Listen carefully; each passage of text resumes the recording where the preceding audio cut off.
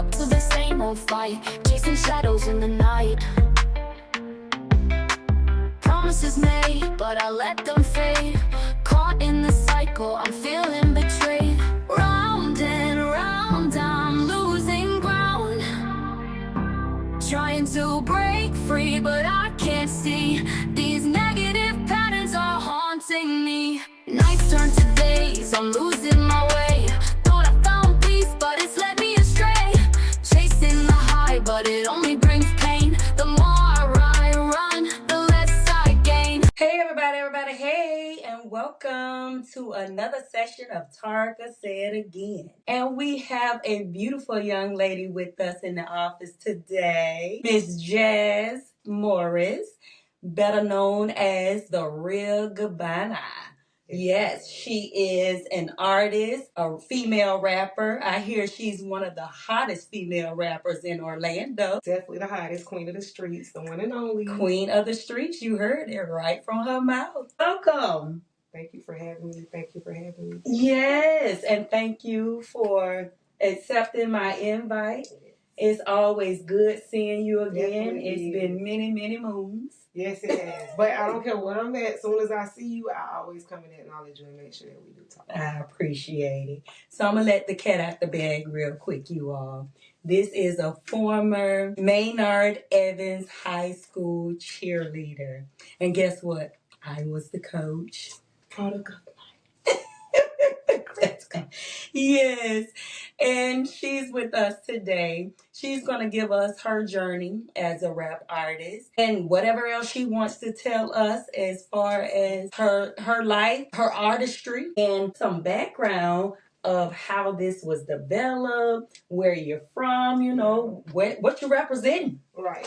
So I feel like when it comes to just me being an artist, I had honors English. Okay. Like all of my high school years. So English, literature, words, writing, anything, poetry, it always came naturally. Mm-hmm. And then I kind of was always into music since a kid. Like when I first seen Left Eye, I was like, I could do that. Mm-hmm. Whatever it is she's doing, because she wasn't singing like T-Boz and Chili. She was doing something more off the wall. And I'm like, I could do that. Whatever it is she's doing, that's what I can do. But I never really took it serious. So I feel like just the older that I got, I ended up writing a book kind of about myself.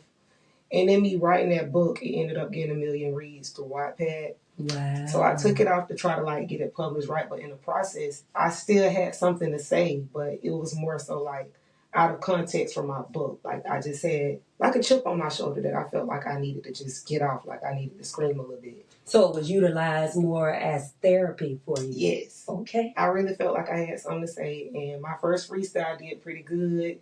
I dropped another freestyle and it did pretty good. And then my first song just took off and put my foot in the game as an artist. That's amazing. And just backing up a little bit, because I heard you mention those subjects, the core subject as far as English, and that being one of your favorite subjects. Math is actually my favorite. But really? I'm really good with English. Okay. But I love math. Anything with numbers. But just in listening to that being like your foundation for your artistry, being able to express yourself through words, writing it down through your music. Yes. And that's what I see we have in common, because y'all know addictive patterns. And I'm going to try and get her to get back to write and put it in the book. I adore it. Yes. I'm looking forward to it. I adore you for that. From the moment I seen it, I'm like, okay. That's where it's at. Like the music is good, but again, it's just, for me, I really can get in the booth and I can be myself. Mm-hmm. Once I create that song,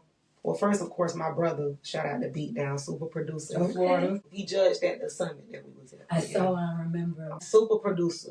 Great hits coming out of Florida. I'm going to just say even past Florida, because I heard some of his songs outside of Florida when I wasn't living here. But he gives me the beat, and from there, I come up with the wordplay and the flow.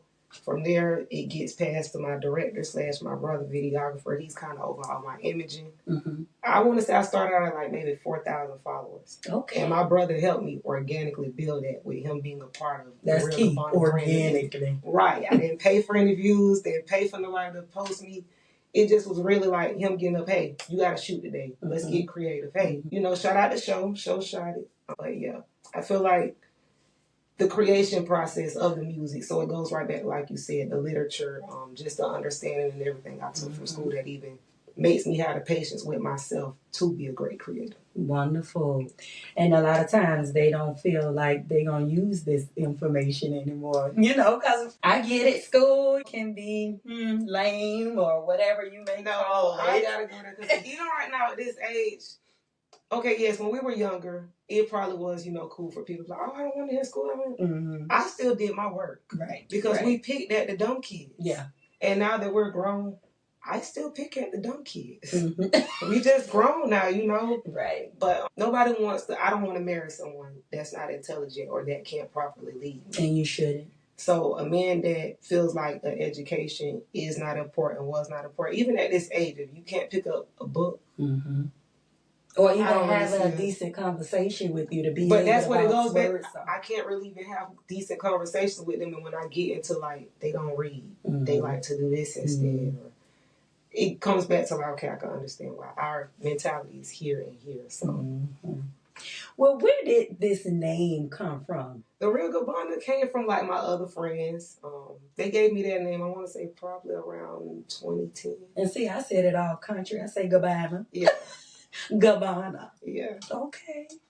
So you say in 2010. Yeah, that's when that name got attached to me. Okay. I was a real designer brand type of person. I used to wear it a lot. And I had another friend, he used to wear it a lot with me, so they always called us Dolce & Gabbana. So get into this breakout song, Duck, Duck, Goose. Now, that's what I remember years ago. Yes. And me scrolling through social media, and I was like, oh, check her out. Yeah. Can you give me some background information on that? Me writing that song, my first two musical projects I would say that I put out were the freestyles. The first one was to ZZ Kodak Black Beat, and then the other one was to Number One Stunner Beat. I just love that song. That beat come on with Birdman. I just love that song.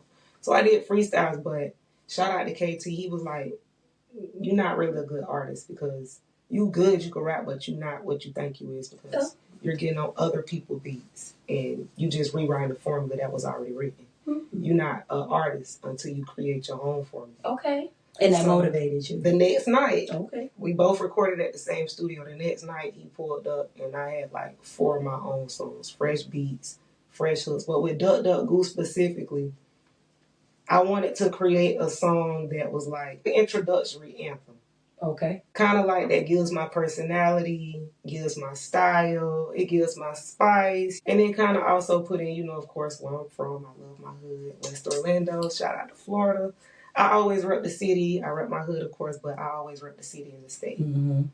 So I feel like just me wanting to channel my emotions because I was going through it with somebody that I was halfway. We had a situationship. I'll say that because I don't really get into the boyfriend, girlfriend titles. I feel like that's not recognized under under God's eyes. Okay.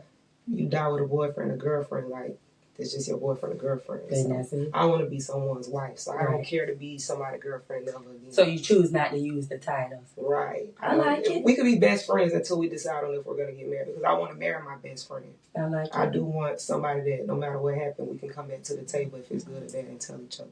I feel this younger generation, y'all have something with that just automatically, I say coming out the womb, but not wanting to have these attachments or these titles. That's where I am now at this point, and I feel younger years, that's probably what it should have been. That's what I mean. At a younger age. Sorry to get so excited, but I was in an 8-year relationship, and when I tell you I gave that relationship my everything. Okay. I really tried hard. It showed me that I can be patient. It showed me that I can be with one person for a long time and that I can be faithful. But just at the time, I just feel like maybe we were too young doing what we were trying to do. I was 18, he was 20. Yeah, that plays a part. By the time we broke up, it was right before I turned 26. So, okay. It's kind of we were young. And you're learning yourself. Right. He had some mistakes. I did not cheat, but I feel like there were things that when disagreements came up, I definitely could have handled them better. So I could take ownership in that. But having that title for 8 years of someone's girlfriend, okay, yeah, my bills were paid. I didn't want for anything, but I still was getting cheated on. I still lacked emotional protection and a provider emotionally and mentally. he didn't really lead properly because he was still trying to find his own way. Right, right. So I think just now at, even in the era we're in, girlfriends get cheated on. Not saying that wives don't, but Right. I would rather go through hell and back with my husband. Right. Because it's for better, for worse, rich or poor, death. Right. Part. Boyfriend, girlfriend, that doesn't really fall in there. So after I got out of that relationship, I still was trying to somewhat find my own voice. So with the book, I kept pushing that, and then Duck Duck Goose really was just to introduce the city to me as a serious artist. Like, okay, Duck Duck Goose, I feel like this is a good way. It's something catchy. It was fun. Mm-hmm. It was. And it just had like a little few lyrics in there to describe me, but I really wanted to make it. I feel like it was what Orlando was missing. We had a lot of male artists, but we didn't have any female artists that was standing on the tracks with no male artists. So I wanted to be the female, like, whether it's a dude or a chick, I'm going to get on the track and it's I can do what you do. So I feel like Duck Duck Goose came in. It was like a self-motivating anthem. It touched bases on some personal places where I was at. Of course, in the second verse. First verse was kind of like just an introduction of me. Just listening to you, it's taking me back to this book, which you write out the bag saying situationships, and that's what we talk about, in here, these relationships, and how you want to make sure that you're on the same page. Right. And if you're not, it's not going to align, it's not going to work, and you don't need to be trying to use it like a puzzle piece, trying to make it fit if it don't fit. So I'm just smiling, just listening. I think that's the chapter I'm in though right now. Like, and I feel like sometimes I think a lot of people don't understand. Some chapters carry over into others. Mm-hmm. So even though you may start out in chapter 1, by the time you get to chapter 6, the message in chapter 1 is starting to make sense. Mm-hmm. So I would say I've been in that specific chapter of trying to stop forcing these pieces in place and stop forgiving people. Like, it's okay to forgive someone that didn't ask for forgiveness, but you don't need to forgiveness does not mean reconnect. Right. Rekindle. Go right back to the same old patterns, because I think a lot of people don't understand the person I was then.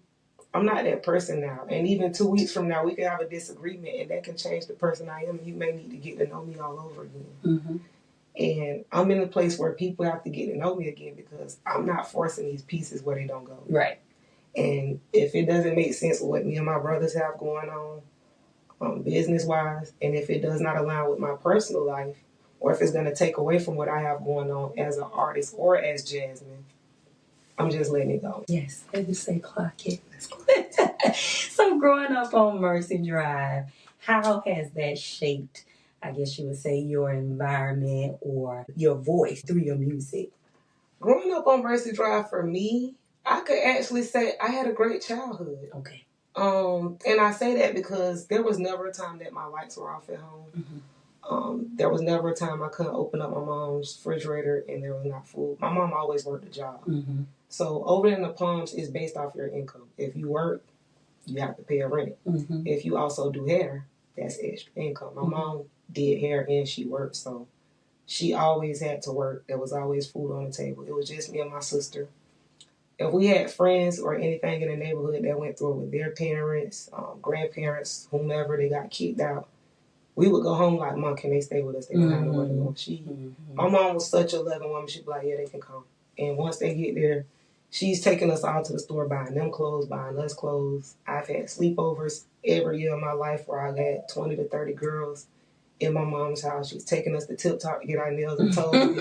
I really had a good childhood. I would say any bad decisions that I made strictly came from me. Mm-hmm. Now, how my environment shaped me, I definitely do think that it played a part. Not more so the environment, but the people that can be in the environment. Yeah. Everyone, I'm not going to say everyone is a good person over there. Obviously, they're not. And that's anywhere. Right. But for the most part, my uncles and cousins and the people I grew up around, they were really protective. Once we got off the school bus, hey, what y'all doing? You going to the Northwest Center? Y'all need us to walk you to practice.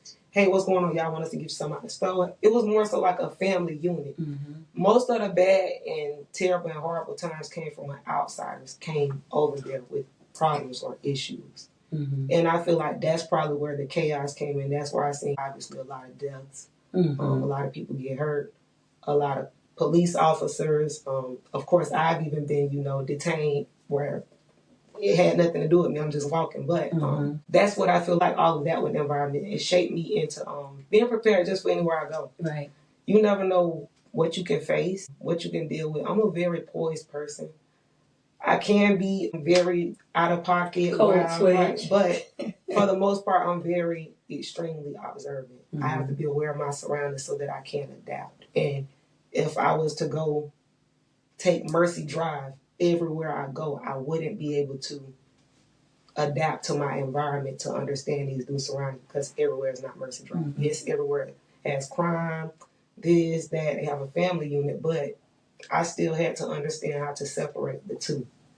And I feel like I did a pretty good job with it. So just for me personally, so. I love my neighborhood. Even right now, me and my brothers will go over there and just sit and talk to the kids. I buy them pizzas. We've gone over there. We bought them flips. Anytime I go over there, I'm trying to hang out with the kids and talk to them because we didn't really have that when I was over there as a kid. We would get some people like Master P came to the Northwest Center. We met Nikisha Sales, a lot of the Miracles players, a lot of Magic players, but in the heart of the Palms, nobody really came over there. All the kids don't go to the community center.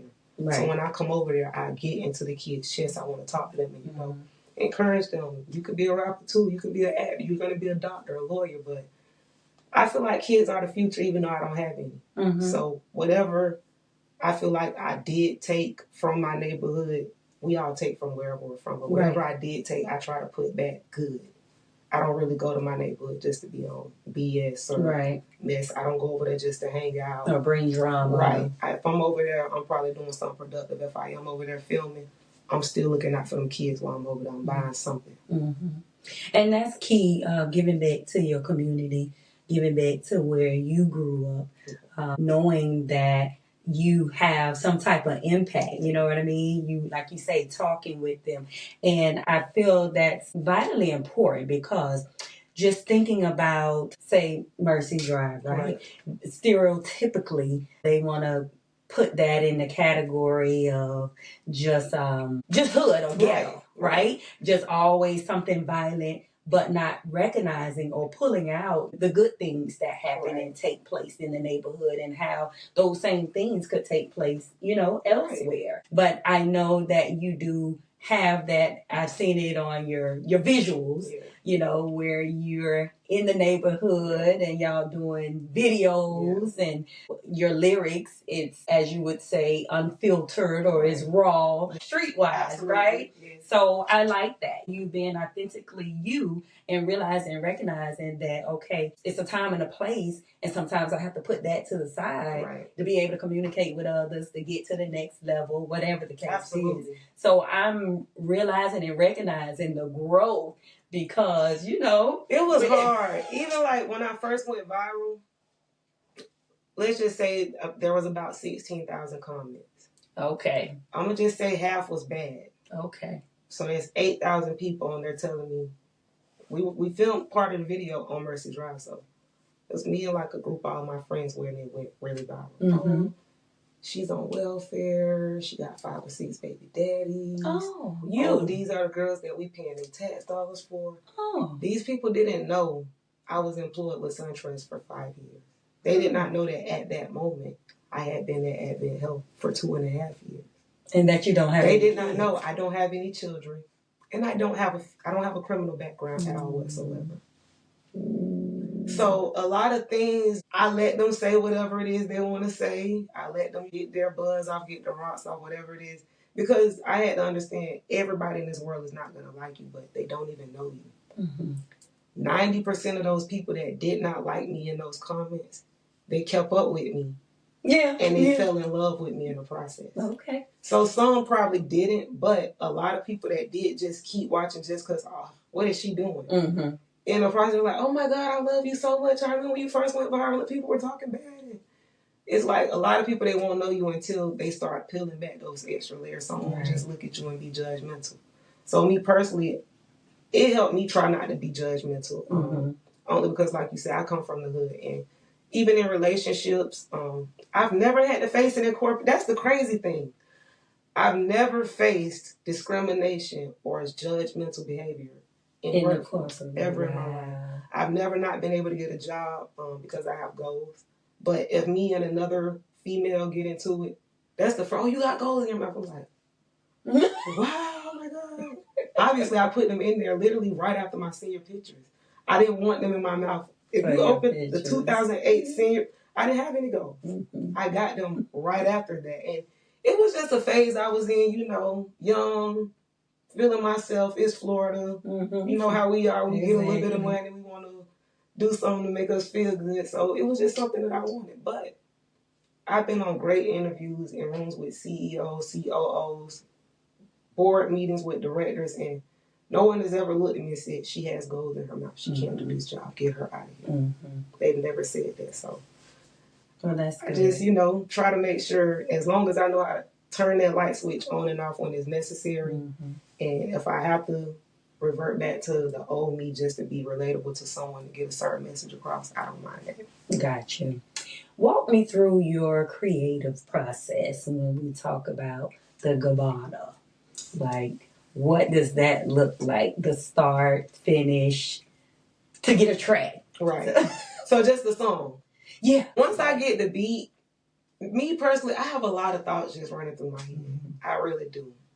And for me, everything is a part of the process. So I can get into an argument with a family member. Okay. You're probably going in the song. I may not say your name. Right.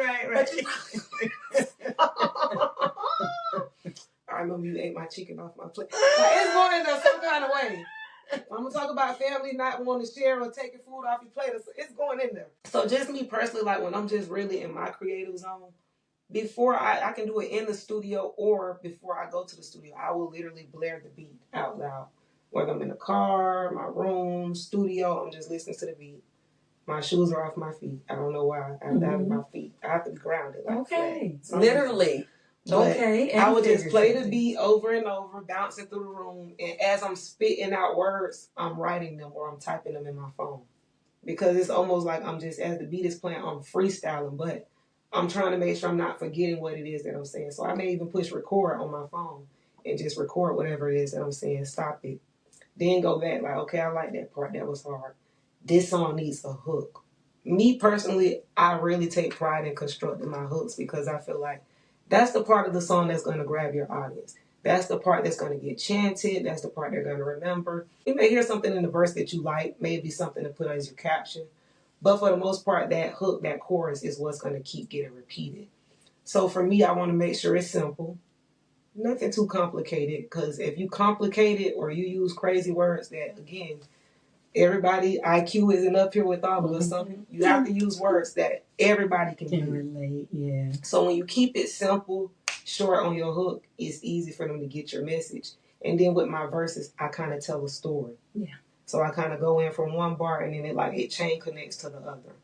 And then some of the people, if they're really listening, they will actually, wait, when you said this, that stuck out, because I'm like, wait, that mean this. And it's like they'll connect it. That's the part that sticks out to me most, because anybody can hear something like, oh yeah, this is good.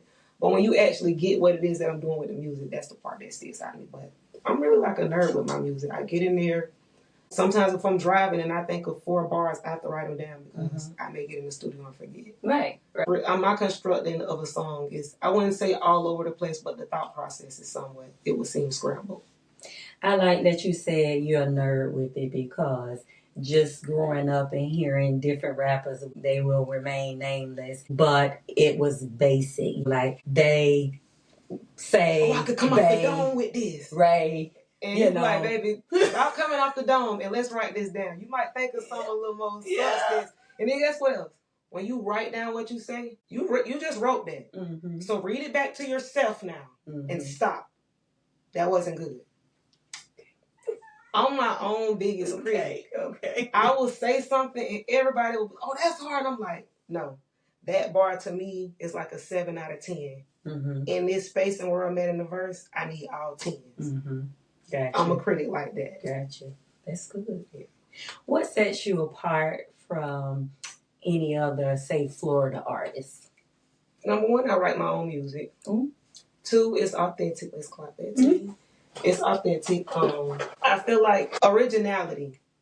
I'm not afraid to be me. I'm naturally gangster. A lot of women, we are naturally soft creatures. So we don't have to overly try to be soft, or we don't have to try to be in our soft girl era. God made us loving, nurturing creatures. So to pick up a certain edge to where I could still have a certain intelligence outside of school or outside of the workforce, to where I can still be on point and I can see certain things before they're coming. I'm a chess player. I play chess a lot all day, like a lot, and I'm really good. Nice. I enter tournaments where I've won first place like maybe 4 or 5 times. Okay. So I'm really good, but... So critical thinking is your thing. That's the biggest thing. A lot of... I'm just going to keep it at female artists. They don't think. They go with what do everyone else think is hot. What's in right now. This is fashion. I have my own sense in fashion. I'm going to wear whatever I want. I may put on something that's too much. I'm not wearing that. Or I don't like the color scheme. That's too much. I like fashion. If it's cute, it's expressive. Right. I like any type of fashion, furs, prints, anything that's just gonna set me apart. I don't like to look like everybody else. I don't like to blend in. It's not like I'm really trying. I can just naturally go in the store and just pick up something, and I feel like this is normal. This is me. It talks to you. Yeah. So I feel like a lot of women, just Florida artists, they have to find their own grounding. Once you find your own grounding, meaning I don't have competition. I'm my own competition.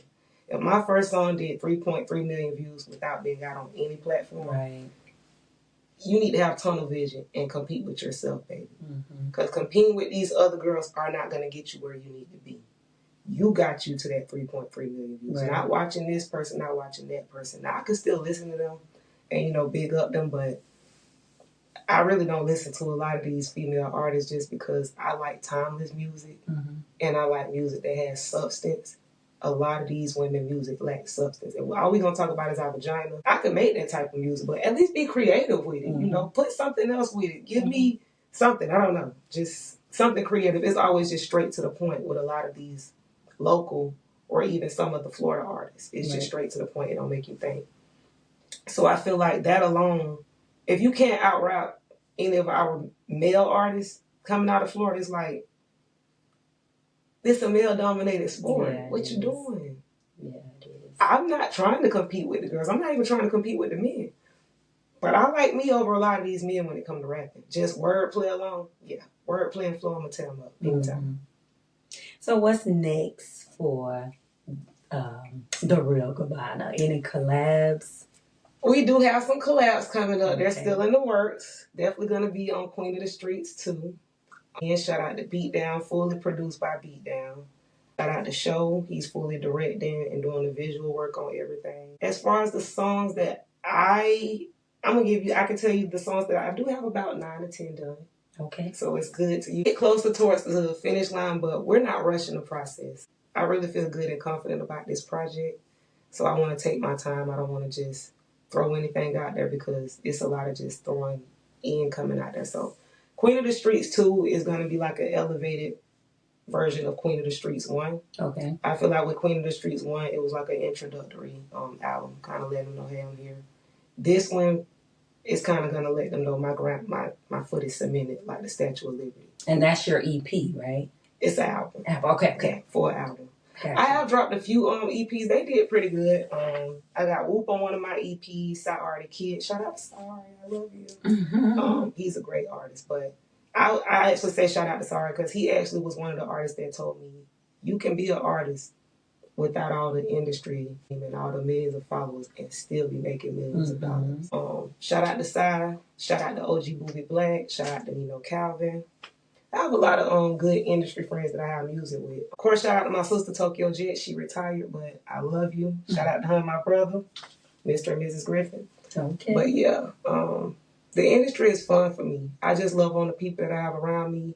I'm getting more into acting. I just got a major opportunity to get a spinoff for my character. It started out as just a cameo, just an appearance for a rapper in the series, and everybody loved my appearance. So my brother and his team, they went in and wrote me into the project. Okay. And right now, season 1 with Diego Life has wrapped, so episode 1 with me has just dropped. So it's doing pretty good so far, but we get more into that. So I'm getting more into acting and, of course, pushing the music. We're going to always push the music, get more into acting, and Gotta lock it with you to make sure I get back on this book to get Yes, competing with the ma'am. streets back out. Yes, ma'am. Because that's where I really got a lot of my first following from, the book, Competing with the Streets. And Gotcha. I titled it that because in my life, I've never felt like I was competing with another woman. I never felt like I was competing with a man. It was really the streets because I don't know, I had this edge about me that it was like a tug of war.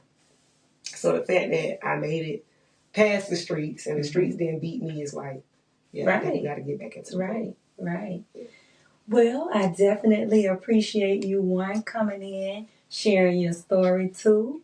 And make sure you get me your information, Definitely. your handles, this season 1, season 2 information so I can share it with the people. Definitely. And you all make sure you check out Miss Jazz Morris, a.k.a. the Real Gabbana. Big G, not the little. Big G, not the little. Queen of the streets, the only queen. Okay.